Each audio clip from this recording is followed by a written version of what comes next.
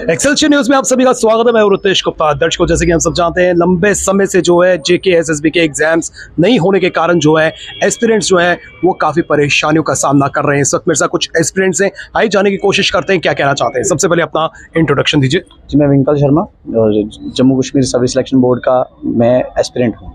मैं आपसे ये जानना चाहता हूँ, क्या समस्या आ रही है इन दिनों? हम पिछले 1 साल से देख रहे हैं कि जेके एसएसबी में जो रिक्रूटमेंट पहले की थी, 2022 से पहले की रिक्रूटमेंट्स थी, उनको कंप्लीशन तक लेके नहीं गया गया। उसका कारण था पेपर लीक हुआ था, कैंसिल हुए, ठीक है, लेकिन उसके बाद भी जब नई कंपनी आई उसको लेके ऑब्जेक्शन हुए तो आगे पेपर रुक गए। अभी मतलब दिसंबर में जब वो पेपर रुके थे, उसके बाद मतलब बड़ी बड़ी जो रिक्रूटमेंट्स हैं उनको लेके कोई प्रयास नहीं हुआ है कि ट्रांसपेरेंसी से उनको कराया जाए और सारी की सारी रिक्रूटमेंट रुकी हैं।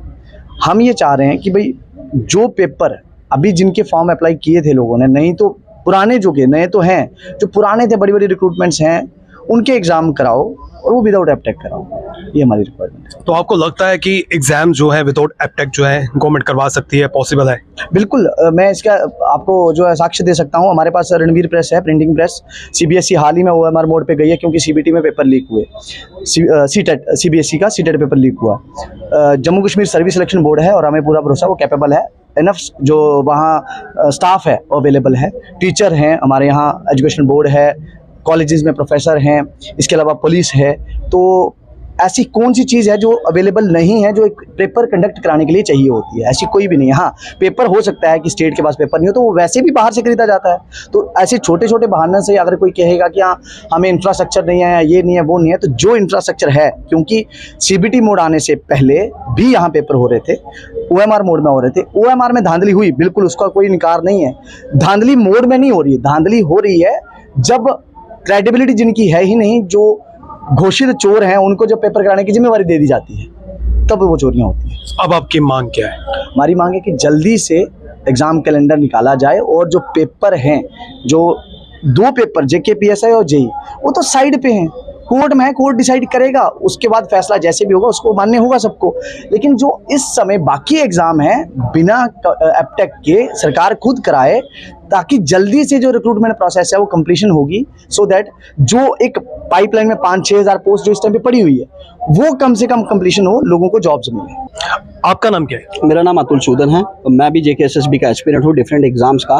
तो देखिए, जब हमने आवाज़ उठाई थी, हमारी आवाज़ कभी भी रिक्रूटमेंट के खिलाफ नहीं थी या रिक्रूटमेंट को रोकना हमारा मकसद नहीं था।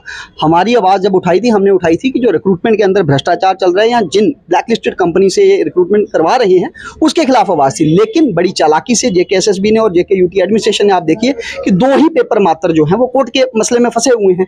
ठीक है, हम वहाँ पे कोर्ट का पूरा सम्मान करेंगे और जो उसका फैसला आएगा उसका इंतजार करेंगे। लेकिन जो बाकी के एग्जाम्स हैं, चाहे वो फाइनेंस के हैं, फॉरेस्ट डिपार्टमेंट के हैं, बीएलडब्ल्यू के हैं, ना जाने कितने एग्जाम्स इन पेपर के पहले के जो एडवर्टाइज हुए हैं, जिनके बच्चों ने फॉर्म भरे हैं, फीसें सबमिट की हैं, या उसके बाद के, या जो नया एग्जाम कैलेंडर आना था, इन तमाम एग्जाम्स को ना जाने क्यों जेके एसएसबी ने रोक के रखा है। तमाम यूथ जो पूरे जम्मू कश्मीर में हैं, स्टूडेंट्स जो हैं वो ओवर एज हो रहे हैं। तो आज हमारी मांग यही है कि कम से कम उन एग्जाम्स के जल्द से जल्द वो एग्जाम लिए जाएं और एग्जाम कैलेंडर जो न्यू इशू करना था उसको जल्द से जल्द इशू किया जाए। लेकिन उसमें ये कम से कम ब्लैक लिस्टेड कंपनी जिसको आपने शामिल किया है उसको ना रखा जाए किसी अन्य कंपनी से, या खुद वो जो सक्षम है ये सब करवाने के लिए, क्योंकि इनके पास इनफ मैन पावर, रिसोर्सेज सब कुछ है। सरकार से ऊपर तो कुछ नहीं है ना। जब सरकार खुद पेपर कंडक्ट करवाए, हम लोग सरकार के ऊपर भरोसा करेंगे और सरकार का पूरा साथ देंगे। लेकिन युवाओं को इस तरीके से दरबदर ना होने दिया जाए, क्योंकि ऑलरेडी हमारे पहले भी कई साल बर्बाद हो चुके हैं।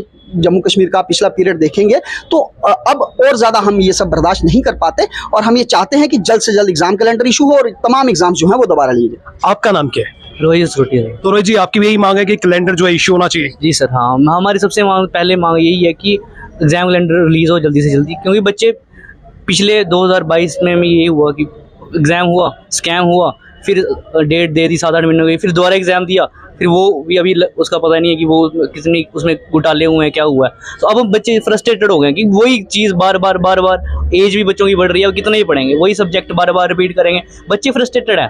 और यहाँ पे कोई साधन है ही नहीं है, गवर्नमेंट में सारे वो है। बाकी गवर्नमेंट को ये सोचना चाहिए यार, कोर्ट का जो मसला है 2 पेपरों का, एसआई और जेई का, बाकी जो फिलहाल एग्जाम है उनको जल्दी से जल्दी कराए और भी जो पोस्ट हैं उनको जल्दी से जल्दी एडवर्टाइज हो। जीडीए ने किया है तो वो तब जेके एसएसबी को एडवर्टाइज करनी चाहिए बाकी पोस्टें, और जल्दी से प्रोसेस कंप्लीट हो।